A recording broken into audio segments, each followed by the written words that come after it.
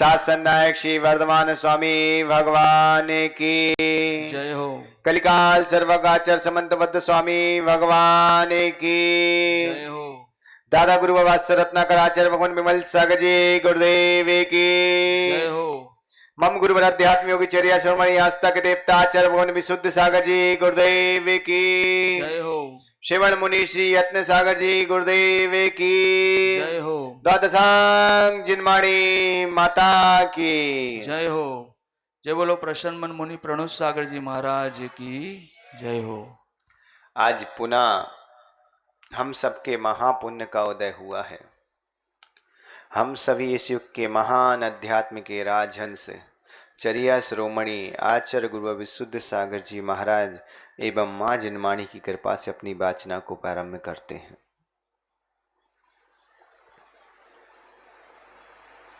एक कई बार ऐसे प्रसंग आ जाते हैं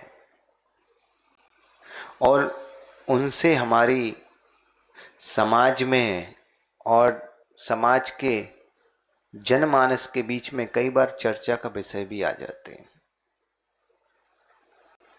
जैसे अभी एक सोशल मीडियम के माध्यम से एक प्रसंग चल रहा है। कथावाचक अनिरुद्धाचार्य स्वामी हैं और उन्होंने किसी ने प्रश्न किया कि जैन मुनि नग्न रहते तो नग्न रहना चाहिए कि नहीं रहना चाहिए, और उन्होंने उस प्रश्न का उत्तर श्री कृष्ण ने जो गोपियों के वस्त्र हरण किए थे उससे लगा दिया कि श्री कृष्ण ने गोपियों को वस्त्र हरण करके ये बताया कि किसी को भी संसार में चाहे स्त्री हो चाहे पुरुष उसको नग्न होकर नहाना भी नहीं चाहिए और नग्न होना अभद्रता का प्रतीक है। तो बहुत सारी चीज़ें ऐसी होती कि जब कोई कथावाचक है या कोई भी है वो व्यक्ति बहुत सारी बातें बोल जाता है। हिंदू परंपरा के प्रसिद्ध कथावाचक अनिरुद्धाचार्य हैं और उन्होंने अपनी कथा के माध्यम में प्रश्न किसी ने किया तो उन्होंने ऐसा बताया कि जैन मुनि नग्न क्यों रहते, तो उनसे एक ही बात बोलना चाहेंगे अपनी मंच के माध्यम से कि भाई आप हिंदू ग्रंथों का तो आपने नियम से अध्ययन किया होगा। मैं मान सकता हूं कि आपने भगवान महावीर की वाणी को, भगवान महावीर के ग्रंथों को, भगवान जैन परंपरा के ग्रंथों का अध्ययन नहीं किया होगा, लेकिन विश्व प्रसिद्ध भारत सरकार भी जिसको अपना सबसे प्रसिद्ध ग्रंथ बनाने वाली है, जिस ग्रंथ की महिमा बहुत गाई जाती हिंदू परंपरा में, वेद, उन वेदों में भी जैन मुनि का वर्णन है, उन वेदों में भी ऋषभ देव का वर्णन है, उन वेदों में भी जैन मुनि को बात रसायन कहा है। उनसे एक ही अनुरोध और निवेदन है कि कम से कम अपने ग्रंथों को तो खोल के पढ़ें, और जब आप अपने ग्रंथों को खोलना और पढ़ना शुरू कर देंगे तो नियम से आपको पता चल जाएगा कि जैन मुनि नग्न क्यों रहते हैं। और दूसरी, हर संप्रदाय में एक सबसे बड़ी विषमता हो रही है कि सब लोग केवल प्रवचन करना सीख रहे हैं, कथा करना सीख रहे हैं, लेकिन जो हमारी मूल परंपरा शास्त्र वाचन की थी उसको बंद कर रहे हैं। कथा वाचक भी पूरी भगवत गीता पे कथा नहीं करता, जो जो प्रसंग उसको अच्छे लगते हैं उन पे कथा करता है। जिस दिन पूर्ण भगवत गीता पे भी कथा होना शुरू हो जाएगी उस दिन पता चल जाएगी कि श्री कृष्ण ने भी मंगलभूत में जैन मुनि को रखा है। वहां पर हमारी भी वाचना चल रही है। हम अपनी वाचना में 9वें श्लोक पे थे। कम ने आप तो पग शब्द की परिभाषा समझी कि सच्चे देव द्वारा जो कहा गया है वह क्या है? आगम है। अब एक मन में विचार आता है कि सच्चे देव द्वारा कहा गया, वो हमने मान लिया कि आगम है। हर दुनिया के व्यक्ति के लिए दुनिया के परमात्मा जो है वो उसके लिए सच्चे हैं।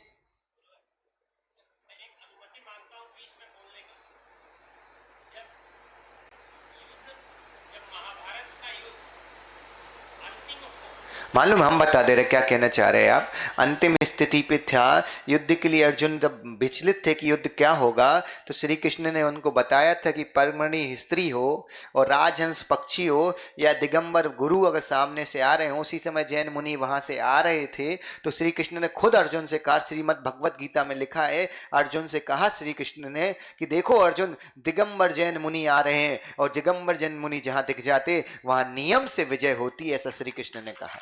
हमने वही प्रसंग कहा कि भगवत गीता को भी पढ़ते समय, वाचन करते समय उसका भी पूरा वाचन किया जाए।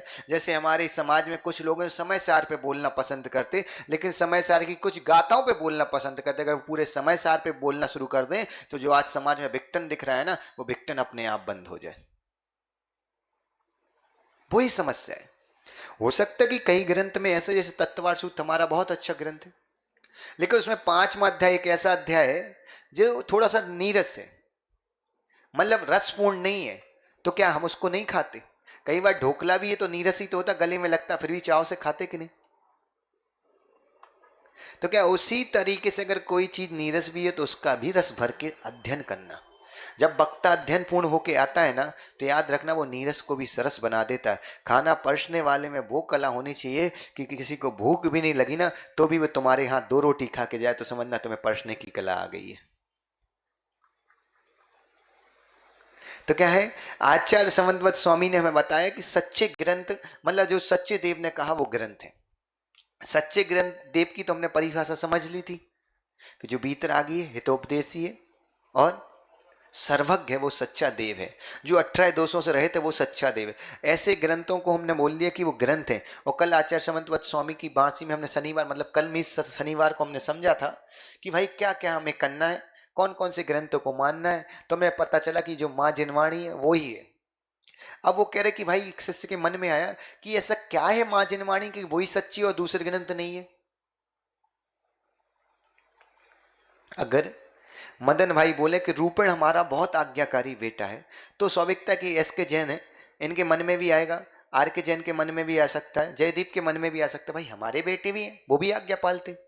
फिर मदन भाई को बताना पड़ेगा नहीं, हमारा बेटा किसी भी कंडीशन में किसी भी विपदा में आ जाए लेकिन वो हमारी आज्ञा के खिलाफ नहीं जाता, तब जाके हम सबको विश्वास होगा। नहीं, हाँ हाँ, फिर मान सकते कि तुम्हारा बेटा, हमारा बेटा कभी बार हमारे ऊपर गुस्सा भी कर देता है, लेकिन मदन बोले कि नहीं हमारा बेटा कभी नहीं करता, तो फिर हम मान सकते कि तुम्हारा बेटा अलग है कि नहीं?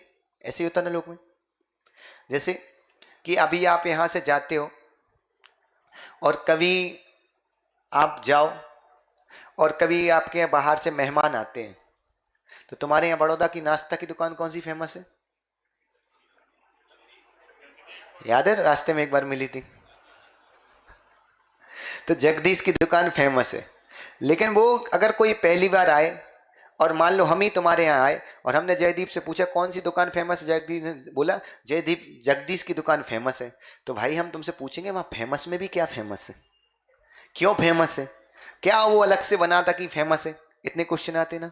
तो तीसरे आचार्य समन्वत स्वामी ने कहा माँ कि भाई देखो, सच्चे देव द्वारा जो वाणी है वो ही शास्त्र है, ठीक है? जो बीतरागी गुरुओं ने लिखा वो ही शास्त्र है, बीतरागी गुरुओं ने जो व्याख्यान किया वो ही शास्त्र है। तो इस शिष्य के मन में आया कि ऐसा उसमें क्या है कि वो शास्त्र है। तो आगे क्या कह रहे, मानो मलुलंगम, मतलब अनुलंघम, मतलब खंडन रहित है। कैसी है वो वाणी? खंडन रहित है, मतलब उस वाणी का कोई खंडन नहीं कर सकता। जैसे कि अगर हम बोल दिया जाए, कोई माँ बोले, कभी परीक्षा मुख्य सूत्र में एक बहुत अच्छी कहानी चली थी, अभी शाम को भी जैन लोग भी उस कहानी पे आने वाले हैं, सुबह दोपहर में जो माँ लोग पढ़ती उनमें भी आए, तुम्हें याद हो माँ, उस कहानी में एक कहानी आई थी तेजस, कि एक भील था और एक बिल्ली को लेके आया, और बिल्ली को लेके बोलता है कि ए बिल्ली को कहीं भी रख दो तो 12 योजन तक इसकी खुशबू से दिलीप भाई चूहे भाग जाते। क्या होता है, एक भील है, एक भील है और वो एक बिल्ली को लेके आता है और कहता है कि 12 योजन तक इसकी खुशबू से चूहे भाग जाते हैं। और जैसे ही इसको खरीदने के लिए ब्राह्मण तैयार हुए तो उसमें से एक ब्राह्मण देखा कि उस बिल्ली का एक कान कटा हुआ है।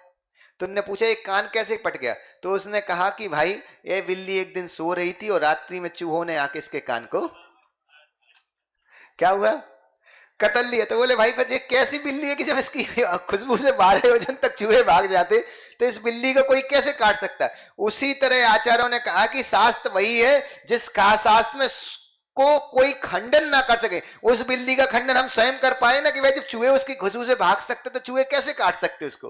तो ऐसे ही उस वाणी को हमें वाणी मानना जिस वाणी का कोई खंडन ना कर सके। तो ऐसी वाणी केवल सर्वज्ञ वीतरागी प्रभु की वाणी है, ऐसी वाणी केवल मां जिनवाणी है जिसका कोई भी खंडन नहीं कर सकता। ऐसी वाणी को हमें अपने जीवन में उतारना है। खंडन भी समझ गए ना आप, कि उसका कोई विरोध ना कर सके। कभी आपने सुना कभी जैन शास्त्रों का किसी ने विरोध किया? है।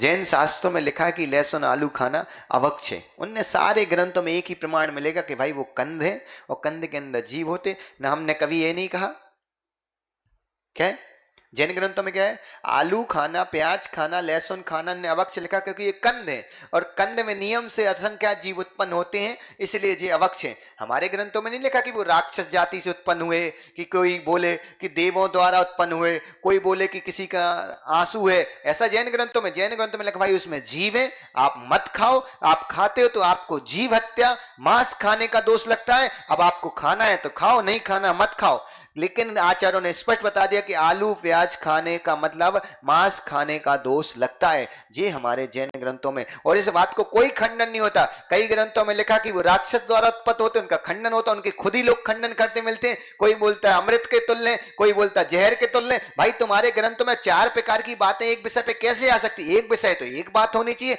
जैसे जैन ग्रंथों में एक विषय पे एक ही बात होती है, वो बात इसलिए जैन ग्रंथ हमेशा प्रमाणित होते हैं। हम किसी ग्रंथ की अभिनय नहीं कर रहे, हम अपने ग्रंथ का महत्व बता रहे। हम किसी संप्रदाय की अभिनय नहीं कर रहे, लेकिन हम अपने भगवान महावीर का महत्व बता रहे हैं। जब हम अपनी दुकान की मार्केटिंग करते हैं और स्वतंत्र भारत में सीधा बात है कि कोई नेता बीजेपी का तो बीजेपी का प्रचार करता है, वो कांग्रेस का विरोध नहीं करता, लेकिन प्रचार बीजेपी का करता, उसमें विरोध कांग्रेस का हो जाए तो कांग्रेस वालों की गलती, बीजेपी की नहीं। और कांग्रेस वाला अपना प्रचार करता, उस प्रचार में बीजेपी की गलती हो जाए तो उन कांग्रेस वाले की गलती नहीं, वो बीजेपी के दोष हैं।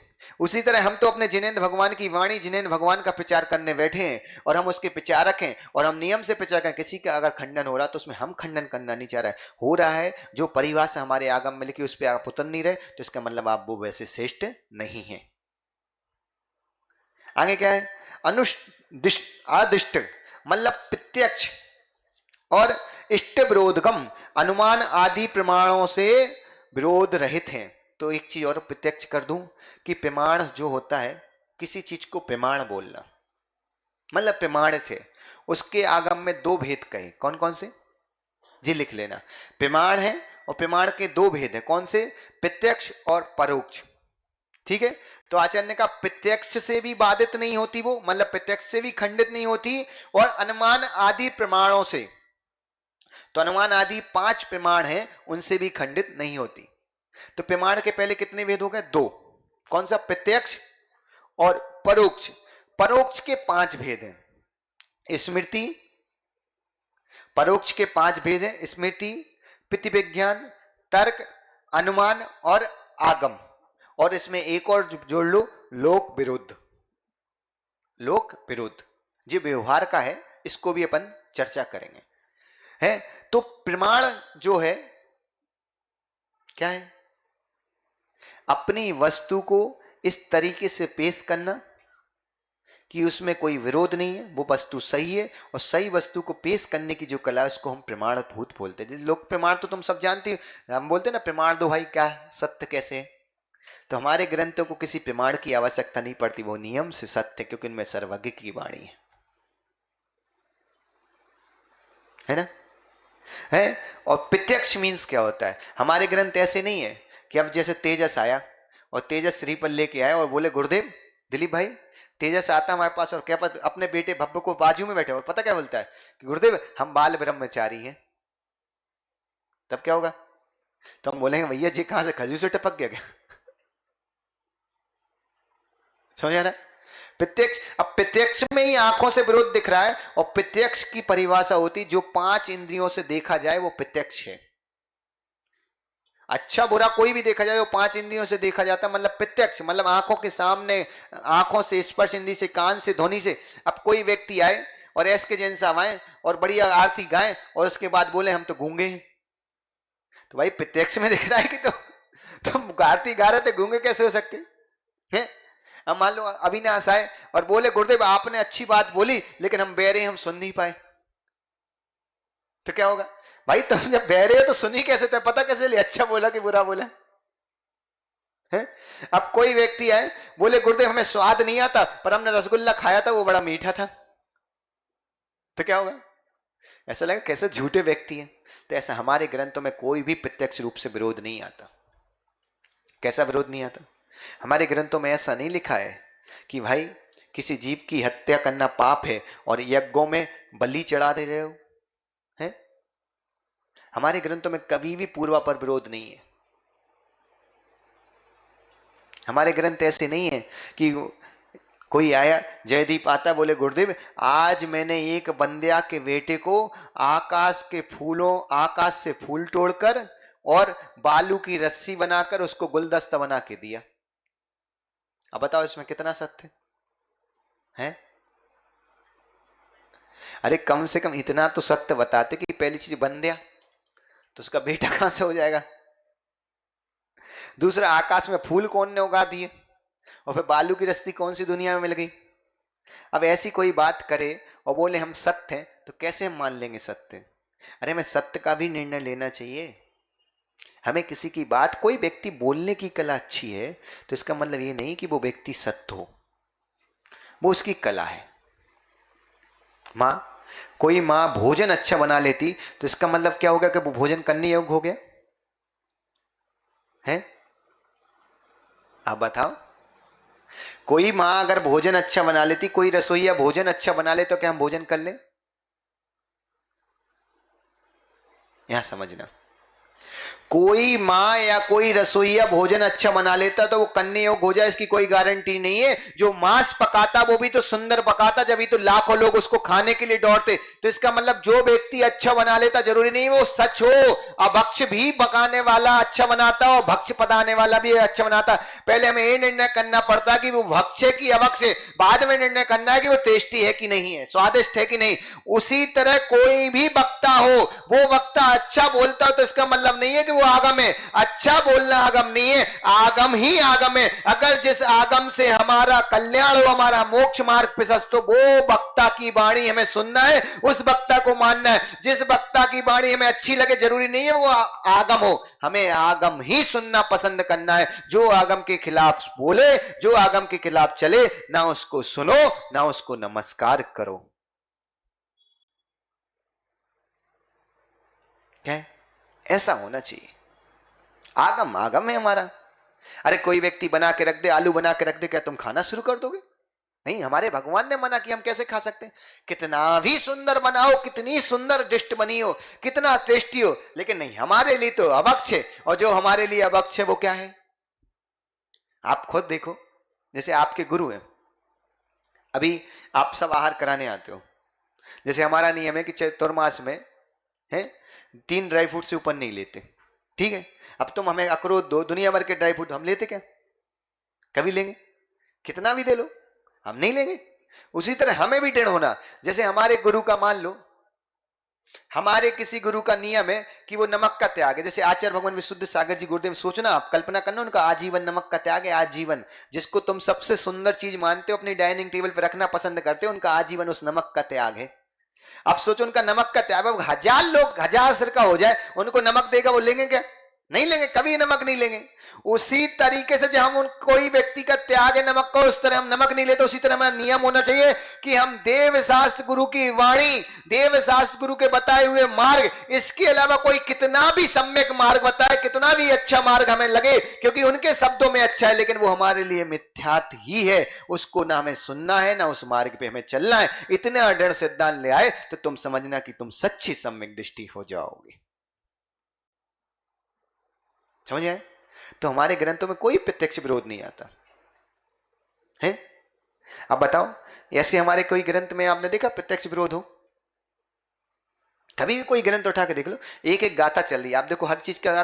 कभी ऐसा लगा कि कोई गाथा ऐसी आई लगा कि मन में कोई गलत है? तो हमारे ग्रंथ इतने अच्छे हैं। वहां देखो क्या है, वहां एक ग्रंथ बोलता है कि पूजा करना जरूरी है, और वहां दूसरा ग्रंथ बोलता है कि नहीं, यज्ञ करो, जो पूजा करता वो पापी है। और एक ग्रंथ बोलता है कि जो यज्ञ करता वो पापी है? ऐसे ऐसे ग्रंथ है, ऐसा ऐसा धर्म है, ऐसे ऐसे ग्रंथ है कि वहां लिखा है कि परमात्मा के पास अपने पापों की प्रक्षालन के लिए जाओ। परमात्मा को, जो परमात्मा के पुजारी हैं, उनको अपने पाप बताओ। वो पुजारी क्या करता है? बोलता है शराब के अंदर डुबकी लगाओ, आपके पाप धुल जाएंगे। तो आप बताओ, किसी जिस शराब को हम पीना ही छूना पाप मानते, वो शराब लोक में, जिस शराब को कोई भी धर्म हो, कोई भी संप्रदाय हो, कोई भी पढ़ा लिखा व्यक्ति हो, वो शराब को छूना पाप मानता, शराब को हमेशा लोक में गलत माना गया, उस शराब में नहाने से कैसे पाप धुल जाएंगे?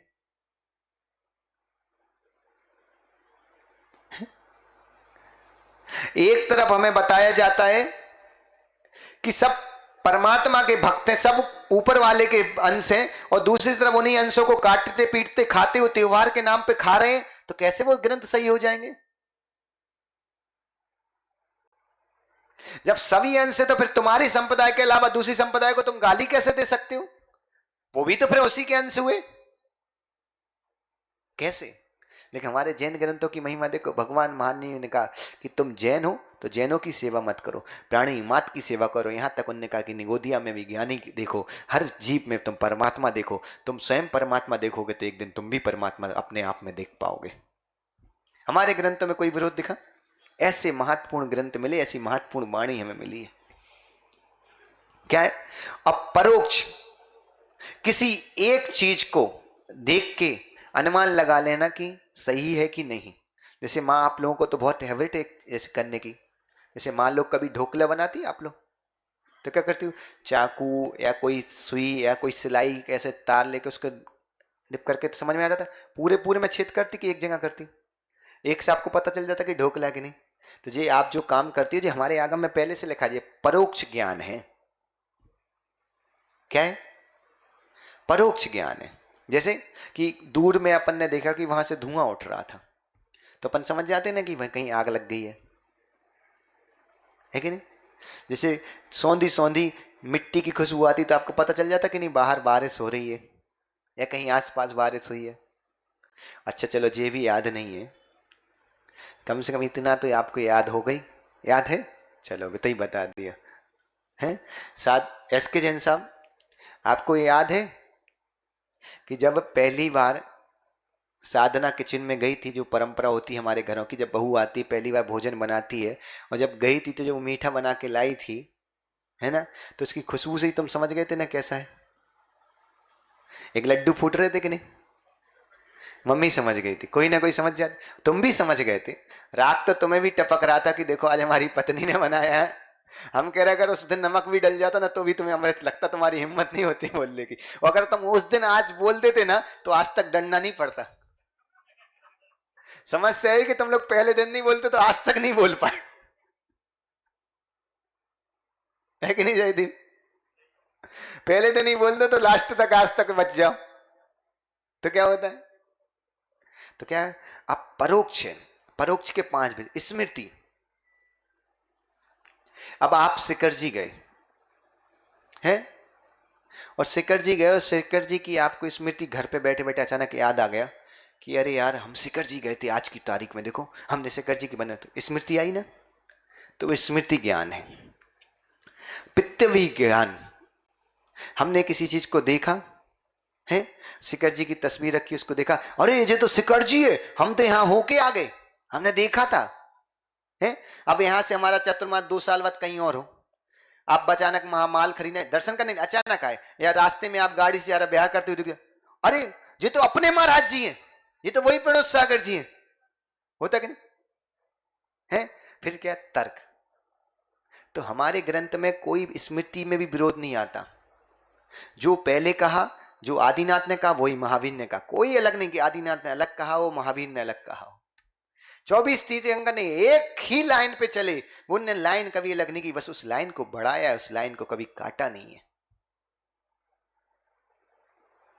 सच्ची बात बता रहा हूं, बहुत अच्छी बात है कि 24 तीर्थंकरों से हर जैन गुरु को सीखना चाहिए। आज स्थिति है कि एक जैन मुनि दूसरे जैन मुनि के विरोध में बोल देता है, मत बोलो, आपको किसी के दोष भी पता, मत बोलो। और हम तो कह रहे अगर तुम्हारे दोस्त के बारे में बोल भी दिया तो भी मत बोलो, क्योंकि हमारे महावीर और 24 तीर्थंकरों से हमें यही सीखना चाहिए कि महावीर ने भी वही बोला जो आदिनाथ ने बोला, आदिनाथ ने भी वही बोला जो अजितनाथ ने बोला, अजितनाथ ने भी वही बोला जो संभवनाथ ने बोला, 24 तीर्थंकरों ने क्रम से वही बोला जो पहले तीर्थंकर ने बोला, और पहले तीर्थंकर ने भी वही बोला जो हमारे पूर्व में अनंत अनंत 24 योगी उनने वो बोला, वो ही 7 तत्वों का वर्णन किया। हमें केवल 7 तत्वों का वर्णन करना चाहिए। जैन मुनि के मुख से केवल एक ही वाणी निकले कि जो आगम हो, किसी की निंदा, किसी के प्राण क्यों करें। हमारे पास जब इतना भरपूर आगम है, उसके बावजूद भी हमें किसी की निंदा करना पड़े, किसी के दोष के खिलाफ बोलना पड़े, तो वो अच्छी बात नहीं है। हमें तो दोष देखकर भी मौन रहना बहुत सच्चा जैन मुनि होता है। ऐसी होनी चाहिए जैन मुनि की वाणी। कभी भी, भाई तेजस सही बोल रहा हूं, कभी भी अब चतुर्मास कराने की ललक तो हो ही गई।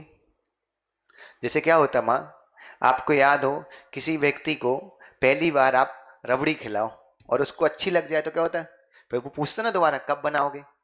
ऐसी अब तो मैं इतनी जिनवाणी की ललक तो हो ही गई, आनंद आता कि नहीं जिनवाणी सुनने में, मजा आता। तो अब ऐसे ही करना राकेश, क्या है, अब कभी भी कोई गुरु आए, वो प्रवचन करें, तो अगर वो कहीं कोई कहानी सुनाए, कुछ भी सुनाए, उनसे कहना गुरुदेव आप बहुत अच्छा तो बोल ही लेते हो। कई काम मिठाई बोलने, मिठाई खिलाने से हो जाते।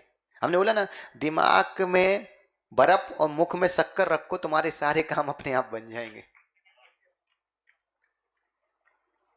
तो क्या, उन गुरु के पास जाओ और उन गुरु से कहना गुरुदेव देखो हमारी जो मूल परंपरा है, हमें तो पता नहीं हमारी माँ ने हमारे लिए क्या लिखा, आप बस उसको हमें बाँच के सुनाओ, उनको ग्रंथ दो। कभी भी गुरुदेव का चतुर्मास उनसे प्रार्थना करो, गुरुदेव हम 4 महीने हम माँ सुनना चाहते कि माँ जिनवाणी क्या कहना चाहती। हमने सुन लिया हमें परिवार कैसे चलाना, हमें कैसे रहना। अरे गुरुदेव आप क्या, अनादिकाल से हम वही सुनते आए, अब हमें केवल माँ जिनवाणी सुनना। कभी भी कोई गुरुद्वारा बड़ी विनम्रता से कमेटी को ऐसे जाना चाहिए, गुरुदेव बस आप बाचना करो। और हर निर्गंत गुरु अगर बाचना शुरू कर दे तो अदवा तदवा जो हमारे समाज में विघटन हो रहा है ना, वो सारा विघटन समाप्त हो जाए, हमारी समाज अखंड हो जाए। क्योंकि जब एक माँ की छत के नीचे आएंगे तो एक माँ के लिए एक बेटा हो या 1000 बेटे हो, वो सबका पालन करने वाली माँ जिनवाणी है। जब हम सब माँ जिनवाणी के पुत्र बन जाएंगे तो सारी समाज अपने आप में एक हो जाएगी, है कि नहीं राकेश। अब कभी भी कोई है गुरु है, उनसे कहना हम गुरुदेव हमें तो जिनवाणी सुनाओ, हमें नहीं सुनना, हमें परिवार में कैसे रहना, हमने रह लिया है ना। तो क्या है, तर्क, कोई भी तर्क काम नहीं करता। तर्क तो जानते हो ना आप लोग, तर्क बुद्धि वाला है बहुत व्यक्ति, अपन बोलते हैं बहुत तर्क लगाता है। जैसे भगवान जिनेंद्र का अभिषेक करना, अब उसमें कोई तर्क लगाए कि नहीं उससे पाप नहीं धुलता से, भाई प्रत्यक्ष में हमने देखा है कि देखो 700 कोड़ों का कोड़ दूर हुआ है, कितने लोगों की विविधाएं दूर हुई है।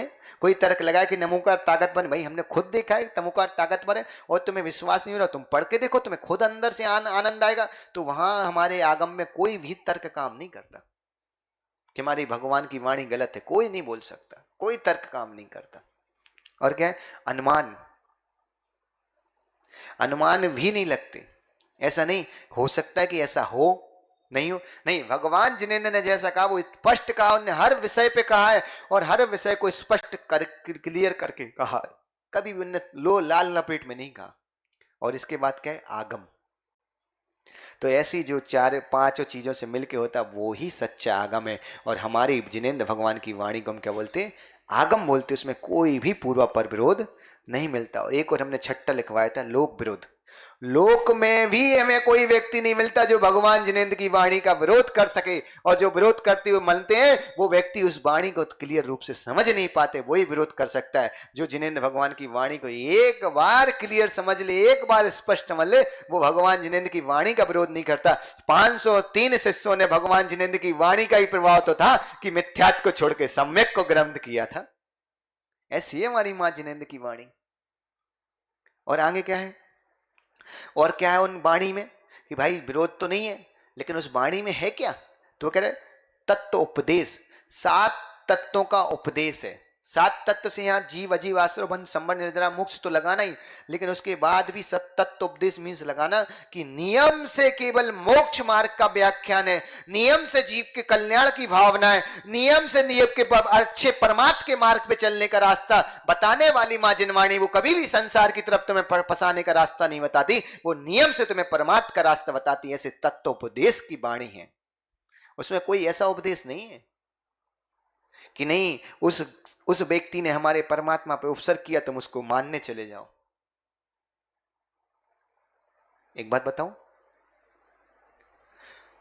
रावण के जीव ने मां सीता का हरण किया, गलत किया कि नहीं किया? उस जीव के प्रति भी जिनेंद्र भगवान ने पता क्या कहा कि वो जीव भी नरक में है। तुम हम कई बार सोचते, रामायण देखते या कभी पढ़ते पद्म पुराण, तुम्हें क्या लगता है उस रावण को तो और मार घलनी थी और कष्ट होना चाहिए, ऐसे भाव नहीं लाना। हमारे जिनेंद्र भगवान ने कहा कि ऐसे भाव भी ला रहे तो तुम्हें पंच इंद्रिय जीव की हत्या का पाप लग रहा है प्रति समय। उन्होंने कहा कि जिस जीव ने पाप किया उस पाप का फल तो वो नरक में भोग रहे। यही भावना भाव कि किसी भी जीव ऐसे पाप ना करें और हम भी ऐसे पाप ना कर सकें। ये जिनेंद्र भगवान की वाणी ने कहा। हमारी वाणी में कहीं नहीं लिखा कि कोई राक्षस है तो उसको मारो जीवन भर। रावण ने एक बार पाप किया, हम आज तक उसके पुतले जलाते आ रहे, ऐसा जिनेंद्र भगवान ने कभी नहीं कहा। और जो जैनी व्यक्ति ऐसे पुतले जलाएगा, याद रखना कि उसने तो एक सीता का हरण किया। तुमने अपनी आंखों से कितनी सीता का हरण किया, तुम्हारे कितने पुतले जल जाएंगे? क्या है?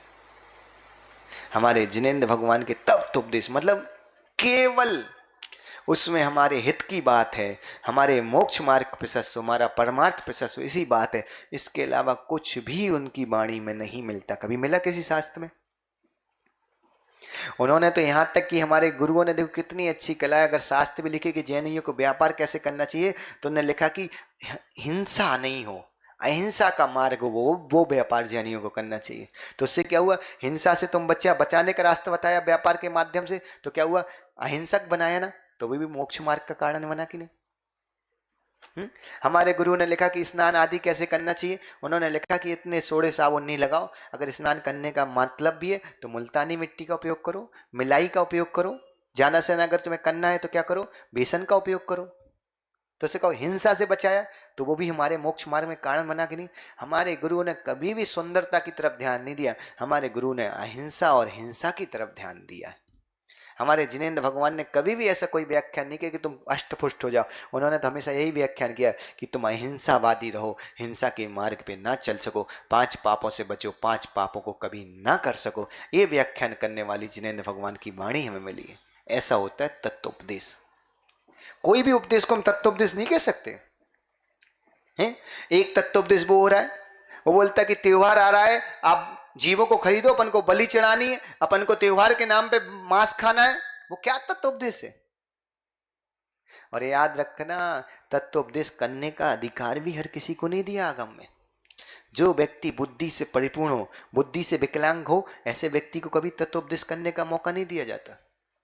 हमारे यहाँ कोई ऐसे साधु नहीं बनते, कोई गरीब घर के व्यक्ति साधु नहीं बनते। अरे तुम गरीब हो अमीर, उससे कोई फर्क नहीं, तुम बुद्धि से अगर विकलांग हो तो जैन से दीक्षा नहीं दी जाती।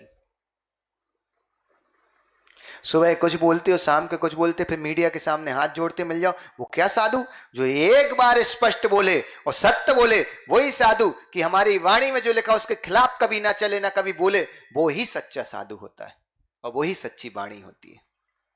ये होता है तत्वोपदेश। ऐसा देखा तुमने कभी किसी ग्रंथ में कि कोई भी उपदेश ऐसा हो जो आगम के खिलाफ जाए? ऐसा कोई उपदेश हो जो अहिंसा के हिंसावाद हो? हमारे आचार्यों ने तो यहां तक कि पुराण भी लिखे, भरत चक्रवर्ती का वैभव का भी वर्णन किया, तो उन्होंने कहा कि देखो उसने कितना पाप कमाया उस वैभव के लिए, तुम ऐसे पाप मत करना। उनने भरत चक्रवर्ती जो तीर्थंकर था, तीर्थंकर का पहला पुत्र था और चक्रवर्ती प्रथम था और हमारा भगवान बना, लेकिन उसकी गलत चीजों को स्वीकार नहीं किया। हमारी जिनवाणी, भरत बाहुली लड़े तो उन्हें जिनवाणी ने स्पष्ट बोला कि वो गलत है, वो दोनों मोक्ष चले गए। उसके बाद भी माँ जिनवाणी ने कभी स्वीकार नहीं किया कि वो सही थे।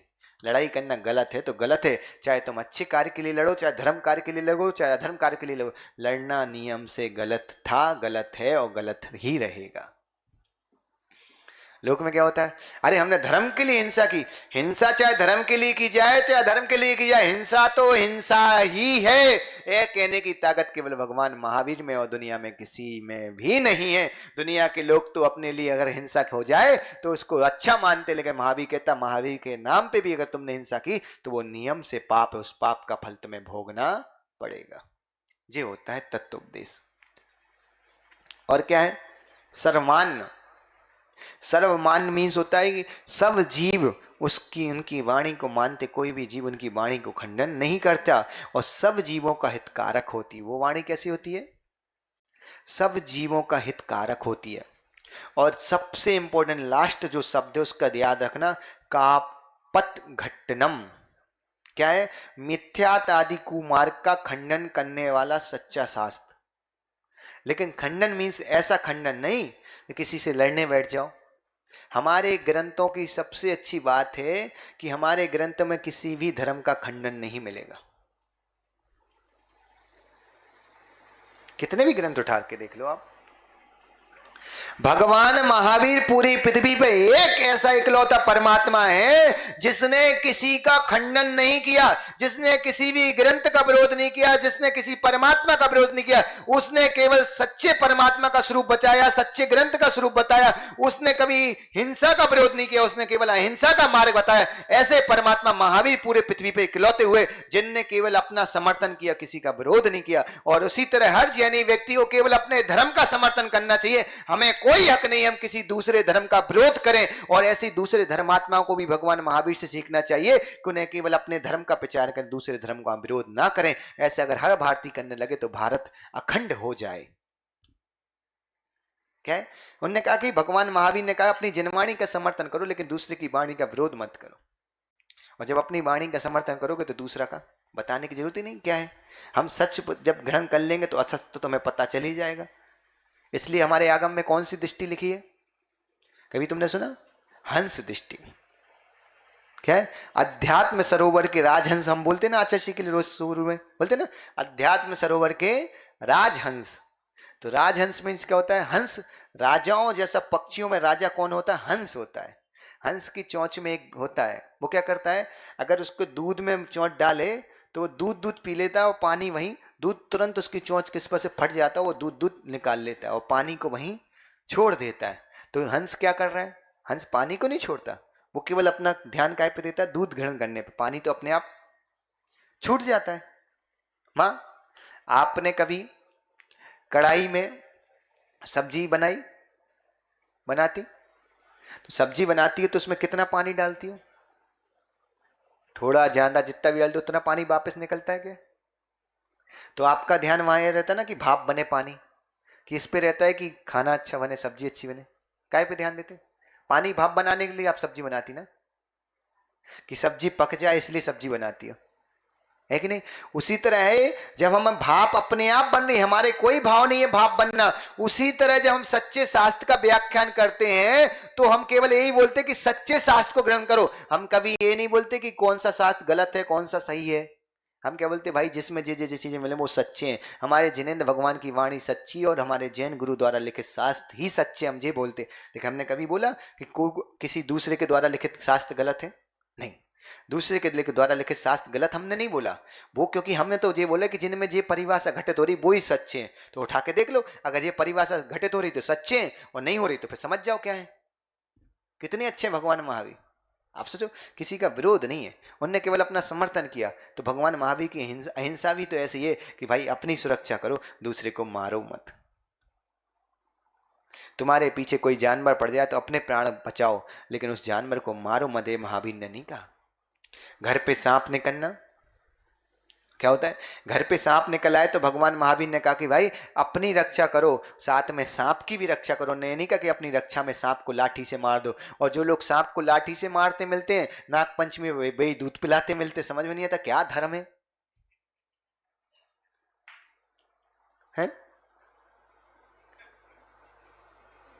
क्या धर्म है?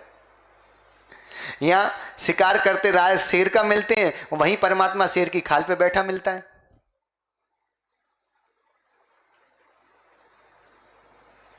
क्या सोच के रखा है? तो हमें अपने ग्रंथों का हमेशा याद रखना, हर जैन भाई को अपने धर्म का प्रचार करना, लेकिन दूसरे धर्म की निंदा नहीं करनी। इतना बताने की ताकत किसी में नहीं है। हर धर्म में अपने प्रचार के साथ दूसरे की निंदा लिखी। भगवान महावीर कितने अच्छे, ये देखो कितनी अहिंसा के भाव। क्यों? क्योंकि भाई हम अपना प्रचार करेंगे और जब दूसरे का विरोध करेंगे तो उसको बुरा लगेगा, तो भाव हिंसा हो जाएगी कि नहीं? इतनी सूक्ष्म हिंसा पे भी भगवान महावीर की दृष्टि गई। इसलिए सबसे बड़े अहिंसक अगर पूरी पृथ्वी पे कोई हुए हैं तो वो इकलौते भगवान महावीर हुए हैं। कितनी सूक्ष्म दृष्टि कि भाई मदन भाई, कितनी सूक्ष्म दृष्टि भगवान महावीर की। लोकेश लोकेश कितनी सूक्ष्म। भगवान महावीर ने कहा कि अपने धर्म का प्रचार करो, अपने धर्म का पोषण करो, दूसरे धर्म की निंदा मत करो, दूसरे धर्म का अभिनय मत करो। क्योंकि हम अभिनय करेंगे तो क्या होगा? वो अभिनय के कारण क्या होगा? वो अभिनय अगर हम दूसरे ग्रंथों का करने लगेंगे तो उनको बुरा लगेगा, उनको बुरा लगेगा, उनकी भाव हिंसा होगी नहीं। इतनी हिंसा का, सूक्ष्म हिंसा का ध्यान रखा है भगवान महावीर स्वामी ने। आकाश बाबू, अनुरुद्धाचार्य स्वामी जो जिन्होंने जैन गुरु के लिए बोला, उनको बताओ कि वो जैन गुरु, उनका परमात्मा महावीर किसी दूसरे धर्म की बुराई करने को पाप मानता है, दूसरे धर्म के ग्रंथों की बुराई करने को पाप मानता है। वो कहता है केवल तुम अपने धर्म का प्रचार करो, किसी के दूसरे के ग्रंथ की बुराई करके अगर उनके भाव खराब होते तो तुम्हें भाव हिंसा का पाप लगता है। ये महावीर के शासन में जैन गुरु रहते हैं, इसलिए वो नग्न रहते हैं, क्योंकि वो वासनाओं से परे होते हैं। और जो लोग वासनाओं से होते हैं उनको कपड़े ढकने के लिए चाहिए पड़ते। जो शुद्ध ब्रह्मचर्य का पालन करते हैं उनको कोई कपड़े ढकने के नहीं चाहिए। स्पष्ट दिखता है शरीर कि भाई उनमें कोई वासना नहीं है। कितनी एक नहीं 1,00,000 स्त्री भी खड़ी हो तो भी उन्हें वासना नहीं सताती। वो सच्चा जैन मुनि भीतरागी होता है। अब तैयार हो जाओ। आज हमने शास्त्र का सुन लिया, देव का सुन लिया। कल क्या है? कल हमारे सच्चे गुरु का लक्षण आएगा कि हमारे सच्चे गुरु कैसे होते। हम वो भी सुनेंगे, वो भी चर्चा करेंगे कि चतुर्काल में कैसे होते थे और पंचम काल में कैसे हैं। और हम वो भी चर्चा करेंगे कि जब हम गुरु बनेंगे तो हमें कैसे बनना है। हम इसलिए नहीं सुन रहे शास्त्र, या हम इसलिए ग्रंथ नहीं पढ़ रहे कि हमने पढ़ लिया और सुन लिया। नहीं, हम जब ऐसे मार्ग पे चलेंगे तो हमें ऐसे ही बनना है। तीजा, जब मुनि बनने के भाव है तो एक सोच के रखना, या तो प्रवचन करूंगा नहीं, और करूंगा तो केवल मां जिनवाणी बोलूंगा, बाकी अर्थवत अथवा कोई बात नहीं करूंगा। अरे जब हमारे पास इतनी जिनवाणी के जीवन भर पढ़ो तो कम पड़ जाए, तो हम क्यों इधर उधर की बातें लाएं, क्यों इधर उधर की बातें करें। अरे हम मां जिनवाणी बोलेंगे, और जब हम मां जिनवाणी बोलेंगे तो क्या होगा? मां जिनवाणी बोलेंगे। अगर मान लो इतने बैठे सावकों में से किसी एक सावक को, राकेश याद रखना, करोड़ों रुपए चतुर्मास में आ रहा है, कोई महत्वपूर्ण मत समझना। तुम तो महत्वपूर्ण कल यही समझना कि अगर 150 जोड़ों ने सुधार संतोष व्रत लिया है तो उनने कितनी स्त्रियों की और कितने पुरुषों की बुरी दृष्टि डालने से बच गए। सोचो कितने लोगों को हमने ब्रह्मचर्य दिलाया है।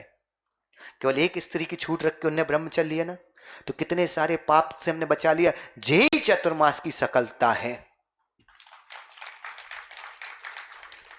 पैसा आना, पैसा खर्च हो जाना चतुर्मास नहीं है, समझना। सब लोग पूरे भारत को बताओ, पूरे भारत को बताओ कि बड़ौदा में लाखों रुपए, करोड़ों रुपए आ रहे हैं, हम सुख नहीं मान रहे। हम तो ये सुख मान रहे कि गुरु के मुख से वाणी सुनने के बाद हम सब नियम से रोज 150, 200 जोड़े संयम के मार्ग पे चल रहे हैं। ये हमारी सार्थकता है, ये हमारे चतुर्मास की सफलता है। और सबसे बड़ी चतुर्मास की हमेशा सफलता ही मानना कि अगर हमने एक चतुर्मास कराया और हमने एक भी संयम निर्दोषता से ले लिया तो समझना हमारा चतुर्मास सफल हो गया।